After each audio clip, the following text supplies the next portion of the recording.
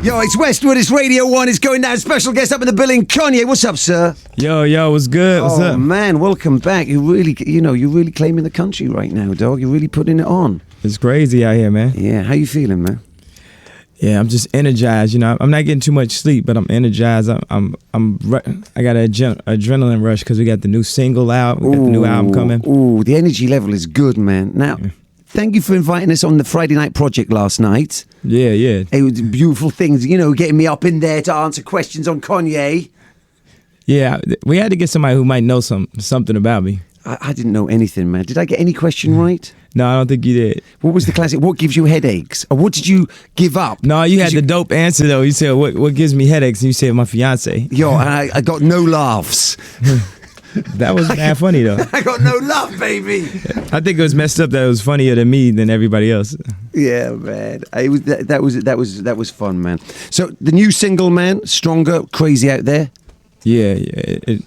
I mean, when I first did it, the whole label was skeptical about me doing a track like that, and they were talking about people won't understand this, and it's just so different. And I like stuff that just pushes the envelope, and just to use that Daft Punk sample. It's kind of ironic because when I had to get it cleared, we're like, who do I go to? And he said, well, do you remember that group where you ran up on stage? Well, the label that they're signed to, that guy also manages Daft Punk. So, so did it cost? No, actually, I'm mad cool with all of them now. Okay. And actually, I got Somi, who was on stage, who did the DANCE video. He just did my new video. Oh, wow. So I guess if you can't beat them, join them. Yeah, man. That's all love, man. I mean, come on, man. Like, they ain't really selling out there right now. So how you feeling for the album? September the 11th is a big day out there. Yeah, it's just real good for hip hop. I think we're really pushing each other. 50. I think if 50 wasn't dropping that day, I wouldn't have went so hard on my album. If I wasn't dropping, he wouldn't have went so hard. I think it's that thing that Nas was talking about when Biggie was alive, how hip hop was just fun, and Biggie and Nas and Jay would all be pushing each other to be the best. And I think, in the past couple of years, people have just been dropping stuff aimlessly with no real direct competition. So, to put us up against each other, I think just at the bottom line, regardless of who sells the most, I think the fans are getting better albums because of it. And more excitement. And, and hip-hop is a competitive sport, man. It breeds champions. Yeah. I mean, do you see it as a battle between good and evil? Well, who's good and who's evil, really? I don't think that's a difficult one to call. Well, the name of my record label is good, but I think we all in it for the same reasons at the end of the day, and it's all entertainment.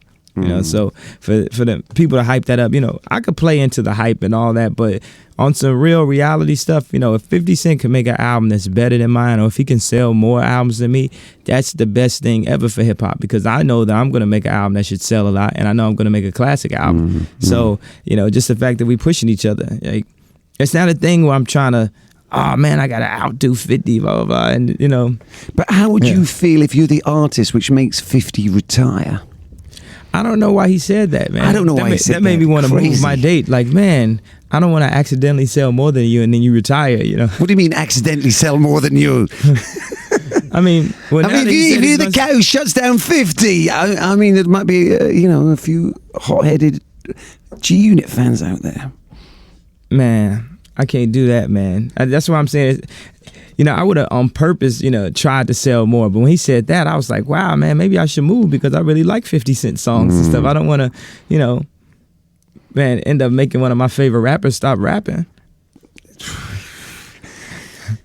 A lot of reckless talk by 50, putting it out there like that. I mean, as an artist, you seem really like you're in the zone right now. Yeah, my lyrical exercises reached a whole new weight class. Basically, my lyrical stamina is on a whole nother plateau. I know, I came and I did the show at Syntax about a month ago. Right. I was talking shit and people was looking at me like, what is he talking about and stuff. And that everybody just has to believe exactly what I was talking about, man. Just lyrically I, that's all I'm gonna say. That should be my t-shirt, lyrically I, I mean, how did that something? What you just went back to the lab, just got in the studio, got on the mic, and it just happened like that? I just walk around, man. I'll be walking around the airport and stuff will happen. It'll be mad mad funny stuff. People say things. I just talk to people. I see it's just reality, just walking around. It's because, I don't take private jets and stuff like that. Like when I'm in New York, I'm hopping in cabs. I'm talking to real people. I'm interacting, and I get just a vibe from the people, and that's the reason why I can make music that really represents what people are going through. It's a beautiful thing just to get that situation, like it's like a moment in time, like when when everything is just right, man. R. Kelly had that, Jay had that, and it's a moment you got to make last. Yeah, I thought when I did Gold Digger that was a moment I would be on stage and it would be 20,000 people screaming, and I would be scared. I tell myself, don't get used to this. You never know when this could be taken away from you, because those screams can be like drugs or something. People, they let the fame overtake them and stuff. But in the past couple of years, I dealt with a lot of backlash, a lot of people saying, Kanye, just because just I would get emotional. I'd do certain different things, and people just they weren't feeling it. So a lot of people was like, "Oh, he's so cocky, he's so arrogant," which really isn't the case. I'm just really extremely passionate, but because of all that, it really took me down to a spot where I had to go in and make music to overcome that. And it felt the same way I felt, on the first album, where it's like I really had to prove something. Because like I said again, I think people have been dropping stuff where it felt like they didn't have to prove anything. And I'm making music, I'm making this album where it's like, yo, you can't deny this and can't tell me nothing.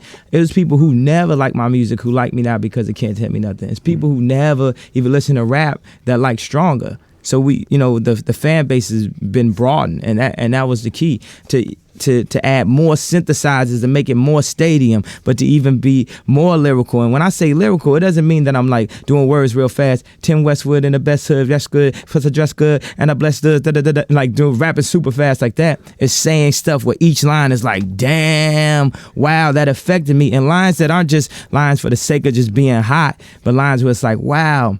Like on The Good Life, I said, whether you broke or rich, you gotta get this. Having money's not everything, not having it is. Like lines where you think about it, say, wow, that's really philosophical. I realize, I'll be scared sometimes in the rap game, like, man, will I ever fall off? Will I not be as hot as I was at one time? But because I write poetry represents the people, like, almost like a modern day Gil Scott-Heron or Maya Angelou. That poetry represents the people. And as long as people are going through things, and as long as I can take that in and express it in my way, I think that I'll be around forever. Exactly, and in a lot of ways, that's why sometimes hip hop now isn't connecting, man. Because what cats are rhyming about isn't even aspirational, isn't even reflective of their lives, man. Yeah, at this point, nobody can make a song that's just about their name. Like if I made a song that was like, "Throw your hands up for Kanye," people would be like, But the fact that I'm making real people records like la la la la, wait till I get my money right. That's spiritual. That's like slave music right there. Like that's something the slaves would have sang when they were like, picking cotton to get through the day. So now when people are slaving at their jobs and stuff, they sing that to get through the day. Then you can't tell me nothing, right? And a manager comes up and says to me, and all they thinking in their mind was, excuse me, are you saying something? You can't tell me nothing. You can't tell me nothing. I feel like, people's lives is a movie. People live their own movie. Like in the internet age and the MySpace age, everybody's their own star. Everybody got their own photo shoots. So it's like, it's about me. Everybody got their own band and photographer, and they do their own videos. So the thing is, I need to make songs about the people who are listening to it, for them to feel like, oh, it's a part of what I'm going through. Well, and a lot of artists now ain't connecting like that. A lot of artists is just celebrating their money or talking about dance moves up in the club. Yeah, but those dance move songs seem to connect in a way where you like that song, but people don't connect and want to buy a whole album of dance tracks. This is like, the last of the album artists. But I think that we got some people up and coming. And not saying that they, just saying that they haven't reached their peak yet, that are going to deliver albums again where you're into it, like how you was into Nas and Wu-Tang and Biggie in that era, it's Lupe and Wayne, and I believe Jeezy can deliver stuff like that. Me and Jeezy, I have a lot of similarities. People thought that we were totally opposite ends of the spectrums, but Jeezy is motivational and I'm inspirational.